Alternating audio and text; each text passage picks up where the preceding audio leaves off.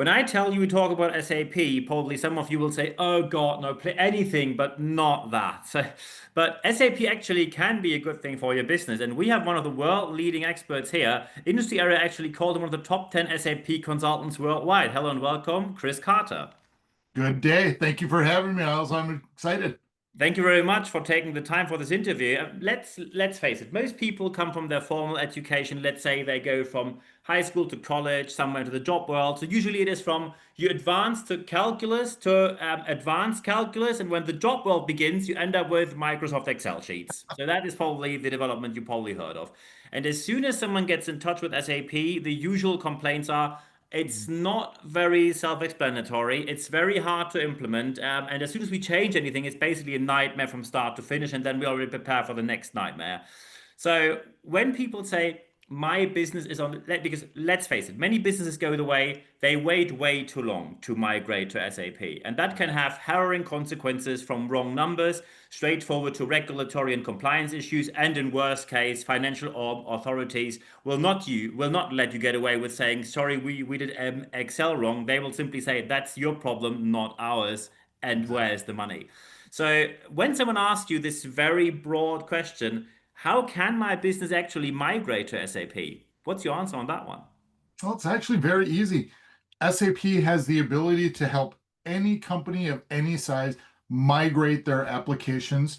And when I say applications, typically an SMB customer or a mid-tier market target that hasn't migrated to an ERP package yet has multiple packages. They have an HR package, they have a finance package, they typically have a different logistics package, they have maybe a warehouse management package.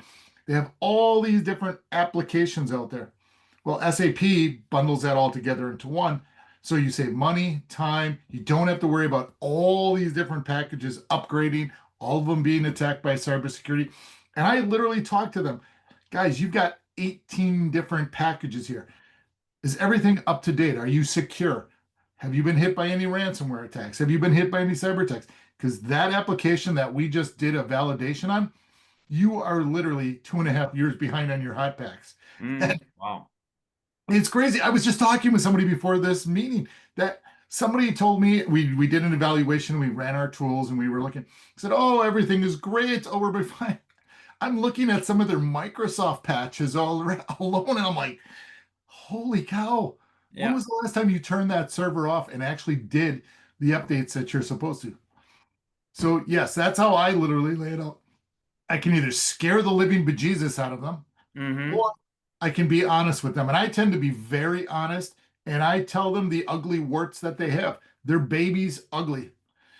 Now let's take your baby and turn it into a beautiful prince or princess. Mm. So when we now talk about this migration, many people will say, okay, we got this 18 packages. And the first thing people will think, okay, look, 18 packages and maybe two or three or six or eight are for us. And it will be expensive because packages mean it's scalable and it scales from here to there. So when I want to migrate from what I have right now, because many people will say, hey, Excel is just there and we do Excel or whatever tiny tool they have from some proprietary vendor, which probably doesn't exist anymore in 5 years. So they have, but they will probably say, but this tool's running and it's working right now. Migration cost me money. So how can anyone claim and say, this migration is going to save me because you just save, I can save time, I can save money. Many people say as soon as I hear SAP, I usually do not think of In saving money. anything, neither time nor money. What's your take on that? So my take on that is you are correct. It is going to cost you upfront to do a migration. But I know what we do. What we do is we spread that cost over multiple years. So that whatever their license is going to be, if it's 3 or 5 year license package, we'll take that cost and spread it over those 3 and 5 years. So it becomes a different OpEx versus CapEx and so on. Plus the fact that it's going to a cloud. Now, the big one I get all the time is, well, we've already paid for this hardware and we're Yeah. just going to leave it running on this hardware. Hmm. Okay, well, you haven't updated that hardware in 4 years. You haven't done anything to make sure that that hardware. And oh, by the way, do you realize that running it in a broom closet is not the most optimal way to run an AS400 these days? Just saying. Who could have thought? Who could have Oh thought? my Lord. This is, So I try to break things down. And yes, there is a cost associated with everything. But if you take the list of applications that you currently have, how far behind they are, what you got to do for updates, what they're needing you to do to be compliant, what maybe the government's asking you to do, or the IRS, or wherever you tend to be in the world, whatever your government entities say, you must be compliant with this. I've got FedRAMP customers that literally are not GovCloud compliant because they're Ouch. running on a completely unvalidated, unsupported. And I look at them every week and I just say, guys, if one thing breaks, or if the Fed's coming here, and you're a high level manufacturer, Yeah. one thing happens, you're going to be paying multiple thousand millions of dollars and thousands on top of that of fees and all these. Be smarter about it. So I take that cost and I kind of spread it out. And as I spread it out, it gets thinner and thinner. Mm-hmm. And then they can consume that cost. Yeah. Because let's be honest, they won't have the people certified and they won't have their people ready Good. to be able to do those migrations. They won't have the hardware knowledge. They won't have the cloud knowledge. They won't have the application knowledge. So I take all of that together and I bundle it. And as I spread it across that 3 and 5, it becomes more consumable for them. It becomes Mm-hmm. Nutella rather than trying to choke down the big Whopper steak, which is 64 ounces. Yeah. Absolutely. Excellent point here. And do you think that these people are non-compliant because they are unaware of it, or do you think they know they are not compliant and they just don't care? I think that there are both in every company. I talked to the one organization that I'm working with right now to get them compliant. The C level did not understand that they were not compliant. The IT staff knew that they were not compliant and were kind of pushing it down line because they weren't getting budget and they weren't getting, so they weren't necessarily telling the executives and the people at the top of the food chain. And so you had two levels. And once these C levels found out, all hell broke loose because they're Mm-hmm. the ones that interact with the federal government. They're the They are ones also liable for it. I think there are certain exactly. They liability have laws. to. When you are a CEO of a business, something goes wrong, they will go to the top of the chain and say, look, this is your decision making here. Yeah. Just because you didn't talk to your people is not my problem. You signed those documents that Yeah. say you are compliant. Once you sign those so it's interesting because the CEO and the CIO didn't know what the director of applications was doing and how they were. Mm. And so that individual actually got fired for putting them in the wrong position. They brought somebody in and we're working now with all that. And it can be a total complete mess. And it's sad. It's sad, really, because this isn't that difficult of a process. If you take your current applications, there are templates, pre-built templates that we use every day. And it's just getting people to know and understand what they are, and then hiring a smart company like ours to do the activities for you and spread that cost over 3 to 5 years. Mm. Boom, you're done. Absolutely. Absolutely. One additional thing, of course, I have, because you can do all of that for them, but of course, then they will say, look, we all know these case studies where they say SAP came in and everything got brilliant from there. And usually some people will say, this is typically a business which is run either in New York City or somewhere in California. And then there was like, Chris, we are a owner-led business in North Dakota or Iowa. We don't have people who say, yay, a new tech thing. And we also don't have people who say, change is always a chance for me to develop. They say, look, I show up, I love this job, but I want to do it and I want to do it in silence. Don't Mhm. approach me with anything change. And suddenly you show up and say, you should migrate to SAP. I work for Microsoft and New Horizons Computer Learning Centers. As we tend to say there, it's hardly ever a tech problem, more an acceptance problem.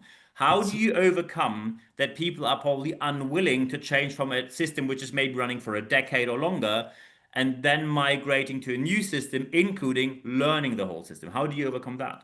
Oh, yes, because change management is a huge component of it. That's why I love New Horizons because they help educate individuals and they Absolutely. get them to move from this day-to-day activity to seeing the business plan. Because an SAP implementation migration is a business transformation. And the individuals that are there, let's be honest, right now we have the oldest, and I'm one of them, I'm 56, the oldest SAP talent pool of any technology that's out there. People don't typically come out of college and say, "Oh, I want to be an SAP consultant." Yay. True. Yeah, I exactly. sure didn't. I got talked into it because I was doing an internship at Coca-Cola back in the day. And I Mm-hmm. just stayed my whole career here because I saw the value of what I was doing and why I had started building companies. So when you've got these individuals that are on site, they're literally the ones that are saying, no, I don't want to do this. You have to talk to them about the business and talk to them about their life. Because if Mm-hmm. they're in their 50s, they really don't want to start all over again. So they're going to look for another Microsoft job or they're going to look for Yeah. an Excel job. Whatever. But if you've got kids that are, and I say kids, that are in their 20s and 30s, those are the ones you want to win over because you want to talk to them about the value that it's going to bring not only to their career, but also to the value that it's going to bring to the business. And the two of those married hand in hand, once you get those convinced and you start finding those golden apples, we call them our super users in SAP. Mm-hmm. Key Once users, we super start users. Yeah. finding those, oh, those are the ones that I love to just bring in because then they'll start talking to the others in the company and they'll start talking more and more. Hey, we're doing this. Hey, we're going to be doing the AI for us. Hey, this is going to save us on this. Hey, we're going to be. Those are the ones that are motivated. So you get Yeah. yourself a motivated C-level person and those motivated individuals that are your super users. Oh, then the change management happens. Then you bring in New Horizons and then you start doing the change management across the entire organization because you cannot skip change management in any SAP migration. And if somebody who's watching this video is out there going, we don't need, no, it is a business transformation from top, from bottom to top, Yeah. everything SAP wise. Yeah. So you would say if someone says we install the software and from there we just take it without any professional training, you would always say train the people properly by certified vendors. 100%. I tell every company we work with, and there's a full day that we have a discussion on. What is your change management strategy? Who's going to be doing the change management? Where are you going to start with your super users? Who are the individuals on your team that are going to be able to take on this runs? Who cannot take on this responsibility? And you as an employer need to find other avenues for them to be successful in your corporation. And there are times I've watched individuals literally break down and cry, knowing that there are individuals within their company that will not be able to handle what's going on. And they're going to have to be either move or get moved out. And every one of them's like that. Yeah. So one thing I have to ask because I'm personally Yeah, interested in that. please. I work for companies, of course, which use SAP, and Yeah. especially when it comes to super users or key users, or however you want to call them, you probably know how projects start and how they develop. It starts and one department say, "Oh, we have eight super motivated super users, key users," and by time it's like, "Yeah, we're very busy at the moment, so it's more like four." And Yeah. 2 weeks before, it's like, look, two people called in sick. And actually, the other two are also very busy. So we have like like Nobody. 0 to 1. Maybe someone can do something 2 hours a week or something. How do you handle this meltdown from, oh, we have all these key users very motivated to, yeah, but they're all stuck in daily business? So that's where it starts with the C level. You've got to have a very strong either CEO, CIO, CFO, somebody who is just got a set of cojones. He or she needs to mandate. You will present an individual that will do 20 hours a week, or they'll be there for 40 hours. It is not negotiable. That individual must be here for the betterment of our business, the betterment of the team, and the betterment of this project. And you really have to lay that down. I've had to go to lunches and dinners with C levels and literally tell them, look, you're way too nice. I get it. Hmm. You're the nice guy in the company. People come to you because you're nice. But now is where you need to set the line in the sand, and this is mandatory. No ifs, ands, or buts about it. This is what's going to happen. And you need to find that individual, and you need to make sure that that individual brings that down the entire food chain. Um, Anytime you don't have a strong C level, then I've had to come in and I've had to play the bad guy. And Yeah, I have no problem with that because that's what they pay me to do. I'm the excellent. executive of this Absolutely. company to do that. Mm. And as long as he says Chris has full autonomy, and I make him or her make sure that that is known. If I walk into that room and I ask questions, I expect answers because my ass is on the line for your project and your ass is on the line for the project that we're supporting you with. So I really make sure that it's known. I am a nice guy, but I will lay the hammer down when it needs to be hammered down for them to make sure that they can save face if it needs to. Absolutely. Also, they hold you accountable to all the deadlines you agreed to in the first place. And of course, we all know management commitment is extremely important. So to wrap this all up now, as Yeah. the final question of this interview, when now some people sit there and think, I think this is something we probably talked about for a while, and we always pushed it further and further. However, when I now really don't know where to start, because we have so many things going on, maybe there is a lot of business coming in, maybe that there are businesses who are on the good side of the economy and say, look, we are very, very busy, and I really can't see where in live business, because we can't afford any interruption, we can migrate during real-time operations, which are probably in logistics 24 hours, 365 a year.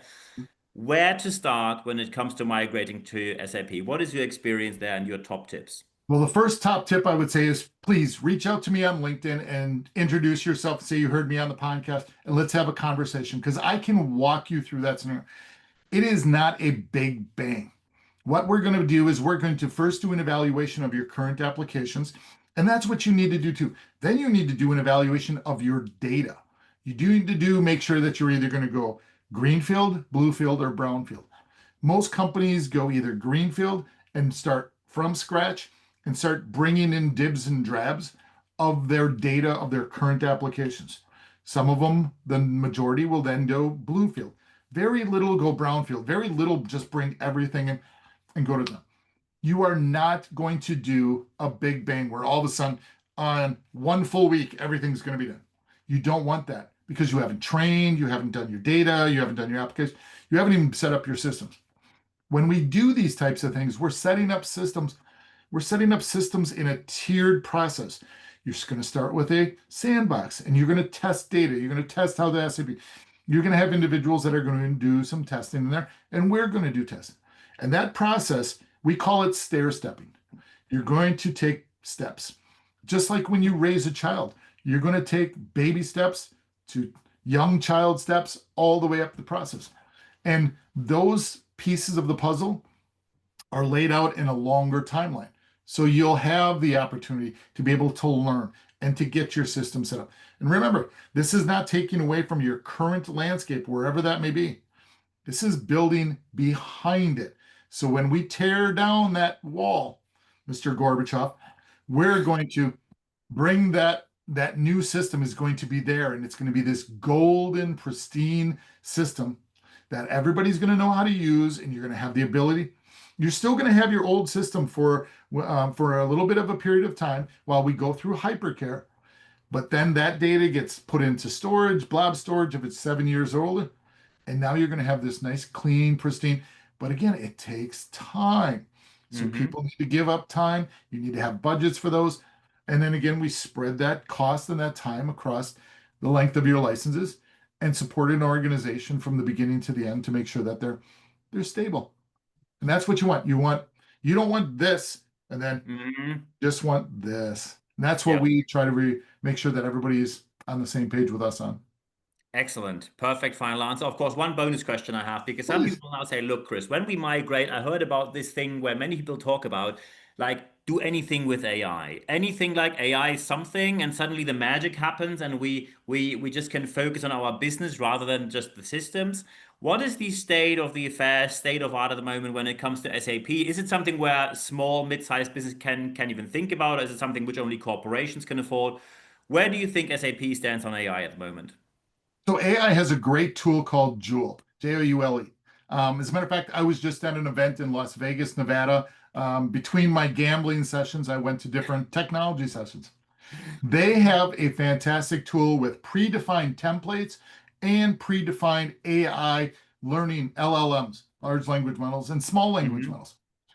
It's actually, I wrote several books about SAP migrations. I wrote them about the AI. There's actually I've got 17 books, and 4 of them are just wrapped around SAP AI. So I talk to these organizations. Look, it's going to make your people better. It's going to make you a better company.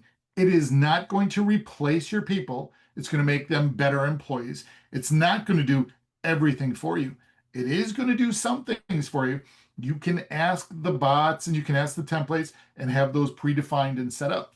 But it's not going to make you know everything, do everything without a human intervention. And that's the thing people need to realize with AI. It does not do everything for you. It will help make you do things better that you and faster that you used to do.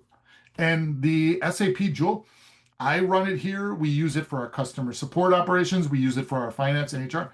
We actually eat the dog food from it.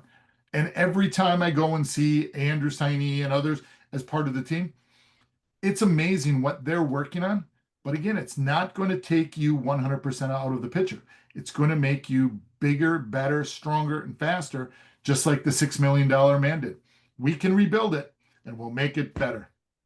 Perfect. This is the very, very final question, I promise now. You Please. already mentioned LinkedIn. When now people hear this and say, I think we need to get in touch with Chris, how can they reach out to you? You mentioned LinkedIn. Anything else you'd like to mention?